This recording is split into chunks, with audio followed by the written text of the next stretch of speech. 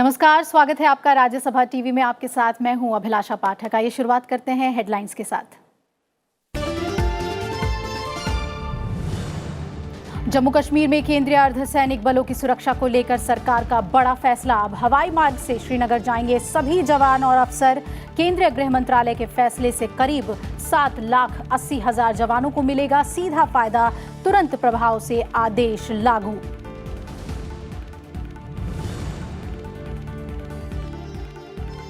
पाकिस्तान जाने वाली 3 नदियों के अपने हिस्सा का पानी रोकेगा भारत। केंद्र सरकार का फैसला। केंद्रीय मंत्री नितिन गडकरी ने ट्वीट कर दी जानकारी।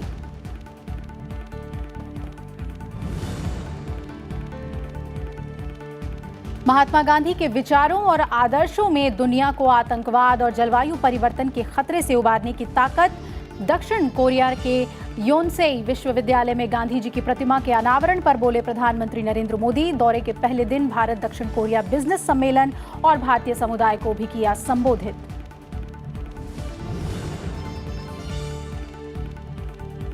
स्वदेशी लड़ाकू विमान तेजस के शामिल होने से सेना की बढ़ेगी ताकत। तेजस में उड़ान भरने के बाद बोले सेना प्रमुख जनरल विपिन रावत। बेंगलुरु में 24 फरवरी तक चलने वाले इस एयर शो में देश और विदेश की 800 कंपनियां ले रही हैं हिस्सा।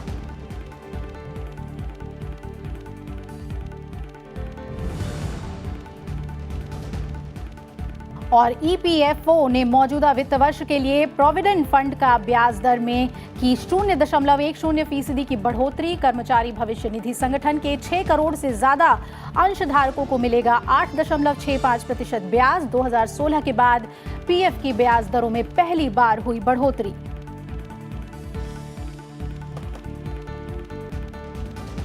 और आइए शुरुआत करते हैं पहली खबर के साथ।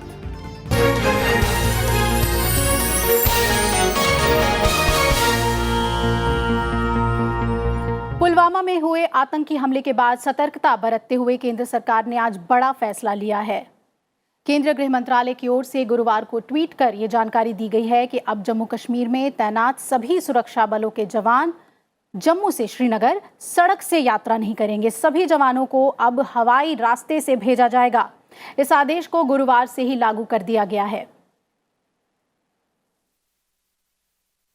और यह आदेश Assam Rifles, BSF, CRPF, ITBP, SSB और एनएसजी समेत सभी जवानों पर लागू होगा। यानी जो भी जवान अपनी ड्यूटी से लौट रहा हो, उसका ट्रांसफर हुआ हो या फिर घर से लौट रहा हो, उन सभी जवानों को जम्मू बेस कैंप से श्रीनगर हवाई रास्ते से ही भेजा जाएगा। पहले ये सुविधा सीनियर रैंक के अधिकारियों को मिलती थी, लेकिन अब सभी जवानों पर यह नियम लागू होगा। ये सुविधा दिल्ली से श्रीनगर, श्रीनगर और श्रीनगर से दिल्ली, जम्मू से श्रीनगर, श्रीनगर से दिल्ली रूट पर आने जाने वाले सभी जवानों को मिलेगी। करीब 7,80,000 जवानों को इस फैसले का सीधा लाभ मिलेगा। इनमें constable, head constable, assistant, sub inspector को भी लाभ मिलेगा। और इससे पहले भी हमले के तुरंत बाद गृह मंत्रालय ने बड़ा फैसला करते हुए ऐलान किया था कि जब सेना का काफिला किसी रास्ते से गुजर रहा होगा तो वहां आम लोगों को अपना वाहन लाने की इजाजत नहीं मिलेगी। गौरतलब है कि 14 फरवरी को जो पुलवामा में आतंकी हमला हुआ था, तब सुरक्षा बलों का एक बड़ा काफिला सड़क के रास्ते जम्मू से श्रीनगर जा रहा था। इसी का फायदा उठाते हुए जैश ए मोहम्मद के आतंकी ने सीआरपीएफ के जवानों को निशाना बनाया था। This decision of allowing free travel to paramilitary personnel who choose to travel between Delhi and Srinagar or between Jammu and Srinagar or between Srinagar and Jammu, regardless of the rank that they hold, beginning from the constable to the top, and regardless of whether they are on duty or they are leaving, they are going on a leave. This itself is going to be a huge relief, and at the same time not only relief, also a show of respect and esteem to our security personnel. और आइए इस पर ज्यादा बातचीत के लिए हमारे साथ जुड़ रहे हैं अनिल चौधरी, जो फॉर्मर सेक्रेटरी हैं internal security ministry of home के। स्वागत है सर आपका। समझना चाहेंगे आपसे कि ये जो बड़ा फैसला लिया गया है कि सभी जवानों को अब हवाई मार्ग से ही भेजा जाएगा, सारे सिचुएशंस के आकलन के बाद ही ये फैसला लिया होगा। किस तरह से आप देखते हैं इस बड़े फैसले को? अभिलाषा जी, 2014 फरवरी को ये आत्मघाती हमला हुआ जिसमें हमारे 40, अब कहते हैं 46 वीर बहादुर जवान शहीद हो गए थे, उस दिन मैं रूबरू हुआ था आपसे। मैंने 2 बातें कही थी। एक बात तो ये कि इतने बड़े 1500 लोग चल रहे हैं बसेस, 76 बसेस में, सामने से ट्रैफिक सिविलियन क्यों लाया गया, और लाया भी गया तो उसमें चेकिंग क्यों नहीं करी गई। दूसरी बात मैंने ये कहा था कि एयरलिफ्टिंग होती है फौज की, एयरफोर्स की, तो हमारे जो सेंट्रल पैरामिलिट्री फोर्सेस के जवान हैं उनकी भी होनी चाहिए। स्वागत करता हूं मैं इस फैसले का, इससे काफी रिलीफ मिलेगा। सब नहीं जाएंगे, जो छुट्टी से आते हैं वापस वो अपनी अवेल कर पाएंगे फ्री ट्रैवल। अच्छा है। देखिए, दूसरी बात मैं कहूंगा कि बहुत अफसोस होता है हमारे देश में जब भी ऐसा टेररिस्ट स्ट्राइक होता है तो इसमें राजनीति आ जाती है। अमेरिका में 9/11 जब हुआ था, मैं था वहीं, मिनिस्टर था वाशिंगटन डीसी में। जॉर्ज बुश जो प्रेसिडेंट थे और क्लिंटन दोनों ने खड़े होकर कहा था हम मिलकर सामना करेंगे और मुंह तोड़ जवाब देंगे इन टेररिस्ट का। तो हमारे यहाँ कुछ दिन तो ठीक रहा, लेकिन फिर शुरू हो गया। आज मैं देख रहा था इसमें राजनीति शुरू हो गई। ये अफसोस की बात है, ये नहीं होनी चाहिए जी। बिल्कुल। और जम्मू कश्मीर को लेकर ही ये फैसला लिया गया है सर कि जम्मू कश्मीर में जो जवान जाएंगे उन्हें हवाई मार्ग से ही भेजा जाएगा। इसके अलावा ठीक घटना के बाद ये कहा गया था कि जब जवानों का कॉन्वॉय जाए तो आम लोगों को, सिविलियंस को रोका जाए, उस ट्रैफिक को रोका जाए।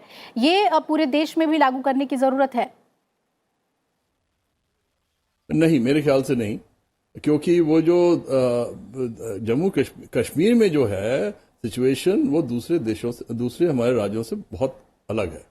बाकी सब जगह जरूरत नहीं है जी। सिर्फ कश्मीर में जरूरत है क्योंकि वहां पर हमारे जंग छिड़ी हुई है। तो हम we are at war in Kashmir, we should realise that. यातायात को लेकर इसका सामना करेंगे। आर्मी, ये भी अच्छा डिसीजन है कि आर्मी, बीएसएफ और सीआरपीएफ मिल के चलेंगे और मिल के सामना करेंगे, अलग अलग ऑपरेशन नहीं करेंगे। जी बिल्कुल। और अब इससे कैसे माना जाए, क्योंकि पहले ये सिर्फ सीनियर अधिकारियों को ये मौका मिलता था, अधिकार था, अब सभी को एक ही अधिकार दे दिया गया है, तो इससे बहुत ज्यादा फर्क पड़ेगा सुरक्षा के मद्देनजर जवानों के लिए? बेशक पड़ेगा, मनोबल पे इसका असर पड़ेगा। तो आम जवान है उसको ये मिला जाए, सुरक्षा मिले तो इसका मनोबल ऊपर होगा।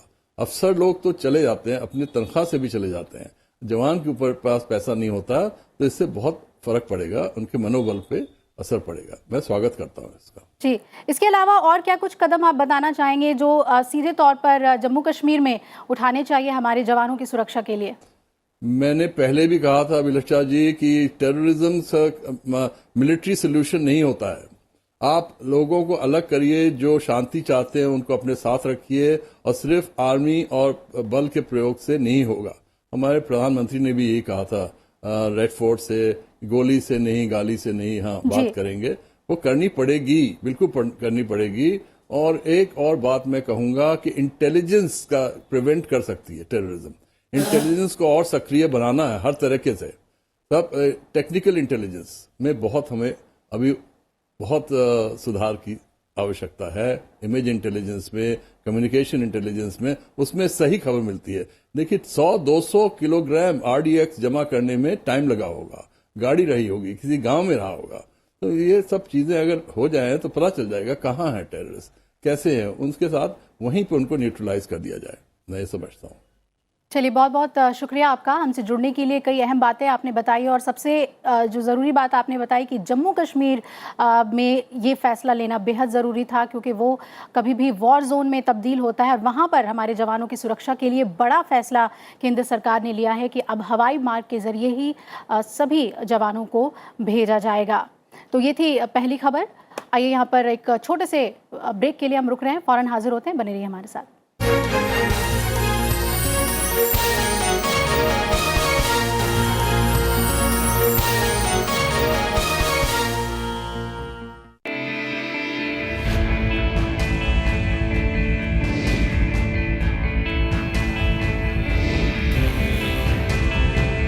हर वो आर्थिक फैसला या नीति जो तय करता है विकास की गति, कैसे और क्यों लिए जाते हैं फैसले, क्या होता है इनका हम पर असर। देखिए अर्थनीति शनिवार शाम 7:30 बजे सिर्फ राज्यसभा टीवी पर।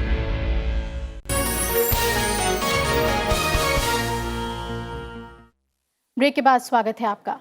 भारत दुनिया की तेजी से बढ़ती हुई अर्थव्यवस्था है और यहाँ निवेश की अपार संभावनाएं हैं। ये बातें प्रधानमंत्री नरेंद्र मोदी ने दक्षिण कोरिया में बिजनेस सम्मेलन को संबोधित करते हुए कही। साथ ही प्रधानमंत्री ने भारत कोरिया स्टार्टअप हब का भी शुभारंभ किया। दक्षिण कोरिया दौरे पर प्रधानमंत्री नरेंद्र मोदी ने भारत दक्षिण कोरिया बिजनेस सम्मेलन को संबोधित किया। इस मौके पर उन्होंने कहा कि भारत में निवेश की अपार संभावनाएं हैं। दोनों देशों के बीच 2018 में $21.5 बिलियन का व्यापार हुआ था। प्रधानमंत्री ने कहा कि भारत दक्षिण कोरिया के 10 बड़े सहयोगी देशों में शामिल है। इस मौके पर प्रधानमंत्री ने भारत कोरिया स्टार्टअप हब का भी शुभारंभ किया। We see South Korea is truly natural partner. India-Korea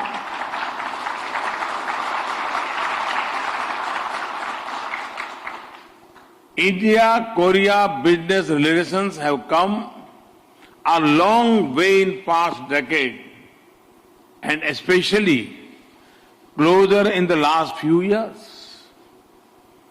India is among top 10 trade partners of Korea and India is the 6th largest export destination for Korean goods. Our trade volume has reached $21.5 billion for the calendar year 2018.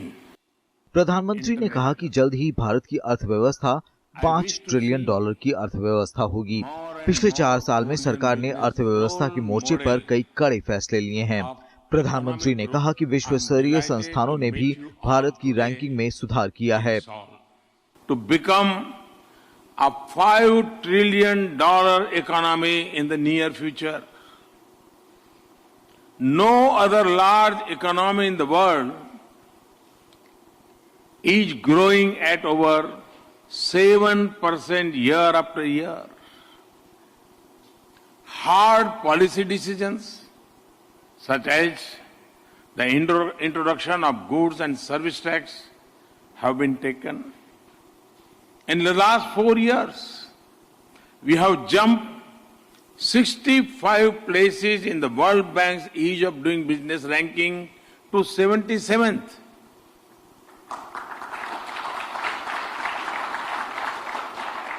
And we are determined to move into the top 50 next year. We are one of the most open countries for foreign direct investment today. इससे पहले दक्षिण Korea पहुंचे PM Modi के स्वागत के लिए भारतीय समुदाय के लोगों में काफी उत्साह देखा गया। राजधानी सियोल में भारतीय कम्युनिटी के लोगों ने पीएम मोदी का स्वागत किया। पीएम के समर्थन में लोगों ने नारे भी लगाए। प्रधानमंत्री नरेंद्र मोदी ने कोरिया के व्यवसायियों के सामने भारत में निवेश करने की गहरी अपील की। उन्होंने कहा कि कोरिया के लिए भारत ने विशेष व्यवस्थाएं की हैं और कोरिया के व्यवसायियों को इसका लाभ उठाना चाहिए। कोरिया के व्यवसायी भी भारत में काफ़ी रुचि रखते हैं और निवेश कर रहे हैं। अब यह भारत पर निर्भर करता है कि किस तरह से कोरिया के व्यवसायियों की इस रुचि का फ़ायदा उठा सकें। राज्यसभा टेलीविज़न के लिए सियोल से कैमरा पर्सन सुरेश के साथ अखिलेश सुमन। प्रधानमंत्री नरेंद्र मोदी ने कहा है कि आज मानवता के समक्ष आतंकवाद और जलवायु परिवर्तन 2 सबसे बड़ी चुनौतियां हैं। महात्मा गांधी के सिद्धांतों पर चलकर ही इन मुद्दों से निपटने में सफलता पाई जा सकती है। प्रधानमंत्री ने ये बातें दक्षिण कोरिया के योनसेई विश्वविद्यालय में राष्ट्रपिता महात्मा गांधी की प्रतिमा का अनावरण करते हुए कही।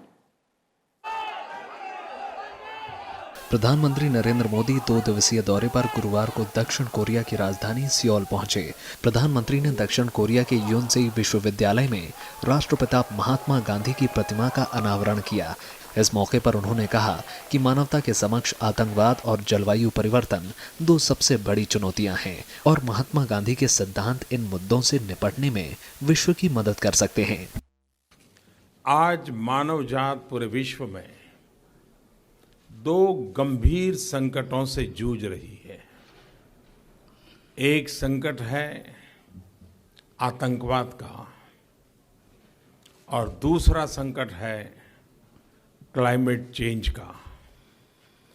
अगर महात्मा गांधी के जीवन को देखें तो इन दोनों समस्याओं का समाधान महात्मा गांधी के जीवन में, उनके आदर्शों में और उनके उपदेश में हम रास्ता खोज सकते हैं। प्रधानमंत्री नरेंद्र मोदी ने कहा कि अपनी जीवन शैली से बापू ने दिखाया कि प्रकृति के साथ कैसे हम सद्भाव से रहें। उन्होंने ये भी बताया कि आने वाली पीढ़ियों के लिए हमें धरती को साफ और स्वच्छ रखना चाहिए। गत शताब्दी में अगर मानवजात को सबसे बड़ी भेंट कोई मिली है तो वो महात्मा गांधी के रूप में एक ऐसे व्यक्तित्व की मिली है जिसने युगों का भाग्य क्या होगा इसका अनुमान लगाते हुए जीवन शैली कैसी हो उसका रास्ता जी करके दिखाया था। और वो कहा करते थे, मेरा जीवन ही मेरा संदेश है। प्रधानमंत्री ने कहा कि बापू की प्रतिमा का अनावरण उनका सम्मान है और ये और भी खास हो जाता है क्योंकि हम बापू की 150वीं जयंती मना रहे हैं। इस मौके पर दक्षिण कोरिया के राष्ट्रपति और उनकी पत्नी के साथ संयुक्त राष्ट्र के पूर्व महासचिव बान की मून भी उपस्थित रहे। अखिलेश सुमन, राज्यसभा टीवी। और इधर पाकिस्तान से मोस्ट फेवर्ड नेशन का दर्जा वापस लेने के बाद भारत ने उसे नदियों से मिलने वाले अपने हिस्से के पानी में भी कटौती का फैसला किया है। केंद्रीय मंत्री नितिन गडकरी ने आज ट्वीट कर ये जानकारी दी। नितिन गडकरी ने कहा कि प्रधानमंत्री नरेंद्र मोदी की अध्यक्षता में ये फैसला लिया गया है। उन्होंने कहा कि सिंधु जल समझौते के तहत भारत के अधिकार में आने वाली नदियों के पानी से देश की नदियों की स्थिति सुधारी जाएगी। पानी को लेकर पाकिस्तान की मुश्किलें बढ़ सकती हैं क्योंकि भारत अब पाकिस्तान को अपने अधिकार वाली नदियों का अतिरिक्त पानी नहीं देना चाहता। केंद्रीय मंत्री नितिन गडकरी ने बागपत में आयोजित एक कार्यक्रम के दौरान ये कहा कि भारत के अधिकार में जो नदियां हैं, पहले उनके पानी का ज्यादा हिस्सा पाकिस्तान चला जा रहा था, लेकिन नई परियोजनाओं के जरिए ये तस्वीर बदलेगी। पाकिस्तान और भारत होने के बाद जो हमारी 3 नदियां पाकिस्तान को मिली थी, 3 भारत को मिली थी, हमारे 3 नदियों के अधिकार का पानी पाकिस्तान में जा रहा था। अब हम उस पर भी 3 प्रोजेक्ट करके ये पानी भी वापस यमुना में ला रहे हैं। भारत और पाकिस्तान के बीच 1960 में सिंधु जल समझौता हुआ था, जिसके तहत पूर्वी दिशा में बहने वाली ब्यास, रावी और सतलुज नदियों पर भारत का नियंत्रण है, जबकि सिंधु, चिनाब और झेलम का पानी पाकिस्तान को दिया जाता है, जिसकी मदद से पाकिस्तान अपने यहाँ सिंचाई करता है, बिजली तैयार करता है और पीने के पानी की जरूरत को भी पूरा करता है। Bureau report, Rajya Sabha TV. आज देश दुनिया में अंतर्राष्ट्रीय मातृभाषा दिवस मनाया गया। ये दिन भाषाई और सांस्कृतिक विविधता का जश्न मनाने का अवसर है। दुनिया के कई देशों में हर साल आज ही के दिन मातृभाषा दिवस मनाया जाता है ताकि मातृभाषा आधारित बहुभाषी शिक्षा को बढ़ावा दी जाए। देश दुनिया में गुरुवार को 19वां अंतर्राष्ट्रीय मातृभाषा दिवस मनाया गया। इसे लेकर अलग अलग जगहों पर कार्यक्रमों का आयोजन भी किया गया। उपराष्ट्रपति एम वेंकैया नायडू ने देशवासियों को अंतर्राष्ट्रीय मातृभाषा दिवस की बधाई और शुभकामनाएं दी। अपने ट्विटर संदेश में उपराष्ट्रपति ने कहा, आइए हम अपनी मातृभाषाओं के संरक्षण और प्रचार के दौरान भाषाई और सांस्कृतिक विविधता को बढ़ावा देने का संकल्प लें। उन्होंने कहा कि भाषाएं संस्कृति को संरक्षित करने और सामाजिक बंधन को बढ़ावा देने में महत्वपूर्ण भूमिका निभाती हैं। इस मौके पर उपराष्ट्रपति ने सभी राज्य सरकारों से अपनी मातृभाषाओं को स्कूल में पढ़ाने के लिए अनिवार्य विषय बनाने की अपील भी की। उपराष्ट्रपति ने देशवासियों से आग्रह किया कि अपनी मातृभाषा का अधिक से अधिक प्रयोग करें, उसको और समृद्ध करें। उन्होंने कहा कि मातृभाषा ही भावनाओं को सच्ची अभिव्यक्ति दे सकती है। सभी मातृभाषाओं की रचनात्मकता का आदर करें। उपराष्ट्रपति ने अपने संदेश में ये भी कहा कि कोई भी भाषा पीढ़ियों के सृजनात्मक अनुभव को अभिव्यक्त करती है, अतः किसी भाषा का नुकसान मानव धरोहर का नुकसान है। उन्होंने कहा कि समाज की सृजनात्मकता जीवित रखने के लिए मातृभाषाओं और उनके साहित्य का अध्ययन किया जाए, उसे जीवित रखा जाए और समृद्ध बनाया जाए। इस मौके पर यूनेस्को ने भी कई भाषाओं में ट्वीट किया। यूनेस्को ने कहा कि जिन बच्चों को अपनी मातृभाषा के अलावा किसी अन्य भाषा में सीखने के लिए मजबूर किया जाता है, उन्हें अक्सर कक्षा में कठिनाइयों का सामना करना पड़ता है। यूनेस्को ने ट्विटर पर लिखा कि इंटरनेशनल रिव्यू ऑफ एजुकेशन का आगामी संस्करण स्वदेशी भाषाओं को मान्यता देने और जीवन भर काम आने वाली सीख पर केंद्रित है। यूनेस्को ने 17 नवंबर 1999 को 21 फरवरी को अंतर्राष्ट्रीय मातृभाषा दिवस मनाने का ऐलान किया था। इससे बांग्लादेश के भाषा आंदोलन दिवस को अंतर्राष्ट्रीय मान्यता मिली, जो बांग्लादेश में 1952 से मनाया जाता रहा है। 1999 से सालाना मनाए जा रहे इस दिवस का मकसद दुनिया भर में विविध भाषाओं और संस्कृति का प्रसार करना है। Bureau report, Rajya Sabha TV. उपराष्ट्रपति एम वेंकैया नायडू ने आज नेल्लोर में रेलवे से जुड़ी 1000 करोड़ रुपए से ज्यादा की विकास परियोजनाओं की शुरुआत की। इस मौके पर उन्होंने कहा कि जिस तेजी से दुनिया के बाकी देश आगे बढ़ रहे हैं, भारत की रफ्तार उनसे काफी ज्यादा है। नेल्लोर में आज आकाशवाणी के FM केंद्र का उद्घाटन भी किया गया और इस मौके पर उन्होंने कहा कि लोग अब फिर से रेडियो माध्यमों का ज्यादा उस पर ध्यान दे रहे हैं, तरजीह दे रहे हैं, जिसकी वजह से दुनिया भर में रेडियो ब्रॉडकास्टिंग फिर से लोकप्रिय हो रहा है। उपराष्ट्रपति एम वेंकैया नायडू ने गुरुवार को आंध्र प्रदेश दौरे पर जनहित से जुड़ी कई परियोजनाओं का लोकार्पण और शिलान्यास किया। जिन परियोजनाओं का शुभारंभ किया गया उनमें नेल्लोर रेलवे स्टेशन का पुनर्विकास कार्यक्रम, नए फुटओवर ब्रिज का निर्माण, कृष्णपट्टनम के रापुरू तक सभी रेलवे स्टेशन पर यात्रियों के लिए सुख सुविधाएं बढ़ाया जाना, साथ ही नेल्लोर, गुडूर और रेडी गुंटा रेलवे स्टेशनों पर लोगों को मुफ्त हाई स्पीड वाईफाई की सुविधा शामिल है। तिरुपति रेलवे स्टेशन पर यात्रियों के लिए उन्नत सुविधाओं की व्यवस्था भी की जाएगी। इसके बाद उपराष्ट्रपति ने Nellore Chennai central passenger train को भी हरी झंडी दिखाई। इससे आंध्र प्रदेश और तमिलनाडु के बीच कनेक्टिविटी बढ़ेगी। इस मौके पर उनके साथ रेल मंत्री पीयूष गोयल भी मौजूद रहे। Upgrading Nellore station, upgrading Tirupati station in this area. These are the two railway stations that are going to be remodeled immediately on priority basis by the NBCC. Later, other stations like Vijayawada, Visakhapatnam, others also will be taken up. In the coming years, Nellore and other stations are planned to be transformed into iconic structures with modern state-of-the-art facilities.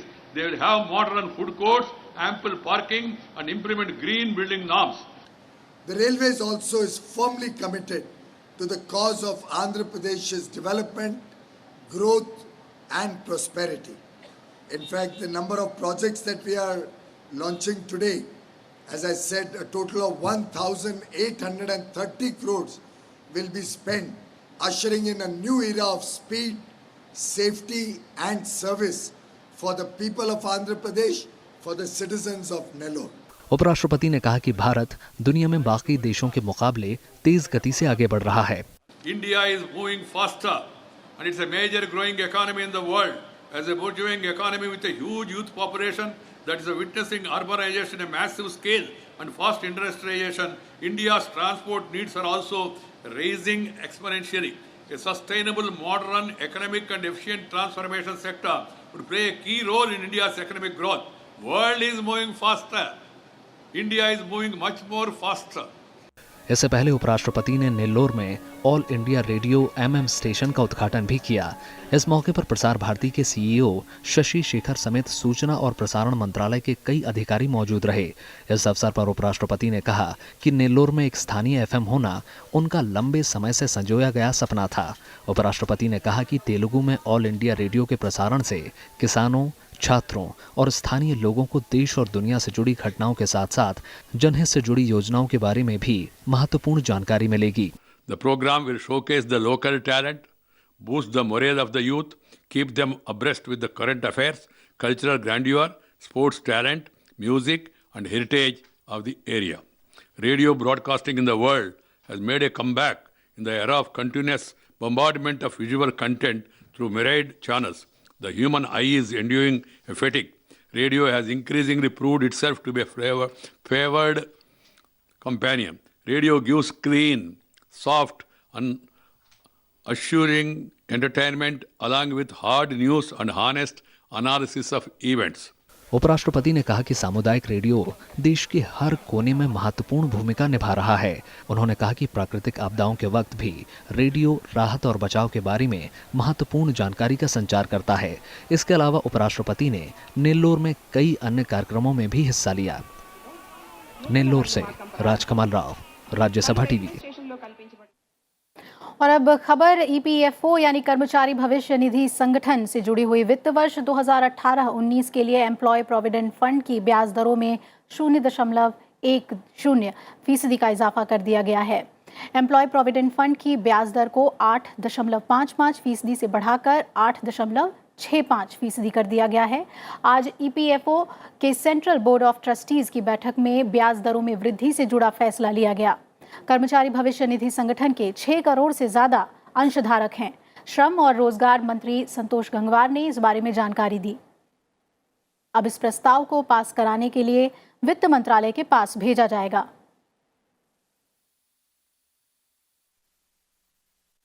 सेना प्रमुख general Bipin Rawat ने बेंगलुरु के arrow show के दूसरे दिन आज तेजस विमान में उड़ान भरी। उन्होंने इसे शानदार हवाई जहाज बताया और वायुसेना को कल ही तेजस मार्क 1 की फाइनल क्लियरेंस सौंपी गई है। एरो शो में आम लोगों की भी बेहद दिलचस्पी देखने को मिल रही है। विमानों का एयर डिस्प्ले लोगों के बीच सबसे ज्यादा आकर्षण का केंद्र बना हुआ है। तो चलते चलते आपको छोड़े जाते हैं इसी रिपोर्ट के साथ। नमस्कार। बेंगलुरु एरो इंडिया शो के दूसरे दिन सेना प्रमुख जनरल बिपिन रावत ने देश में बने पहले स्वदेशी लड़ाकू विमान तेजस की सवारी की। उन्होंने आधे घंटे की उड़ान के दौरान देशी लड़ाकू विमान की खूबियों का निरीक्षण किया। उन्होंने इसे शानदार लड़ाकू हवाई जहाज करार दिया। जिस तरह से मैंने इस जहाज को एक्सपीरियंस किया, मैं सिर्फ ये कहना चाहूँगा कि टारगेटिंग जो इसकी है बहुत अच्छी है। तो जिस तरह से भी हम हवाई शक्ति अगर एयरफोर्स की बढ़ाते हैं तो थल सेना की भी शक्ति बढ़ती है, क्योंकि हम सब एकजुट होकर काम करते हैं। और मैं यही कहना चाहूँगा कि इस तरह के जहाज अगर उनकी इन्वेंट्री में शामिल होते रहे तो सशस्त्र सेनाओं की जो शक्ति है वो बढ़ती रहेगी। HAL और DRDO की संख्या एरोनॉटिकल डेवलपमेंट एजेंसी की ओर से विकसित तेजस के अपडेटेड वर्जन मार्क 1 को बुधवार को अंतिम संचालन मंजूरी यानी FOC दी गई है। अब ये वायुसेना का हिस्सा बनने के लिए तैयार है। यलहंका एरो शो में बड़ी संख्या में लोग भारत की रक्षा शक्ति देखने पहुंच रहे हैं। सबसे ज्यादा लोग एयर शो में लड़ाकू विमानों से लेकर हेलीकॉप्टरों के करतब देखने आ रहे हैं। मतलब इंडस्ट्री इतना डेवलप की है क्योंकि हमारे इंडिजिनस जो प्रोग्राम्स थे उनको सपोर्ट करने के लिए जो स्मॉल इंडस्ट्रीज अभी वो काफ़ी डेवलप कर गई हैं। और आज अगर हम एक नया एयरक्राफ्ट बनाना चाहते हैं तो हमारे पास शायद सारी कैपेबिलिटीज़ हैं जो हम इंडिया में बना सकते हैं। इस बार तो बहुत सारी नई कंपनियां भी आई हैं, बहुत सारे इंडियन कंपनीज आई हैं। स्पेशली इंडियन कंपनीज आने से बहुत फ़र्क पड़ा है। एरो शो में इस बार डिफेंस का एक्सपोजर बहुत ज़्यादा है मेरे हिसाब से। काफ़ी कुछ सीखने को मिलता है, डिफरेंट पार्ट्स अबाउट देम, सबके बारे में वो सब बहुत अच्छा लगता है जान के। 12वें एरो शो में देशी विदेशी एरोस्पेस कंपनियों के स्टॉल लगे हैं। करीब 400 देशी और 200 विदेशी रक्षा कंपनियां हिस्सा ले रही हैं। भारतीय निजी रक्षा कंपनियां विदेशी कंपनियों के साथ नई नई साझेदारी का भी ऐलान कर रही हैं। एरो शो में तमाम देशी और विदेशी रक्षा कंपनियों के साथ साथ स्थानीय लोग और बाहर से आए हुए लोग भी देखने को मिल रहे हैं, जिनका कि उत्साह देखते ही बन रहा है। वो रक्षा उत्पादों के बारे में और भारत की रक्षा तैयारियों के बारे में जानना चाहते हैं और उसकी परख भी कर रहे हैं। तो इस एरो शो में हमको देखने को मिल रहा है कि भारत की जो स्वदेशी तकनीक है, रक्षा के क्षेत्र में जो आत्मनिर्भरता की ओर बढ़ता हुआ कदम है, वो इस रक्षा के इस एरो शो में नजर आ रहा है। और आप भी आइए इस एरो शो में देखिए कि रक्षा के क्षेत्र में भारत कैसी छलांग लगा रहा है। बेंगलुरु से प्रशांता के साथ पंचानन मिश्रा, राज्यसभा टीवी।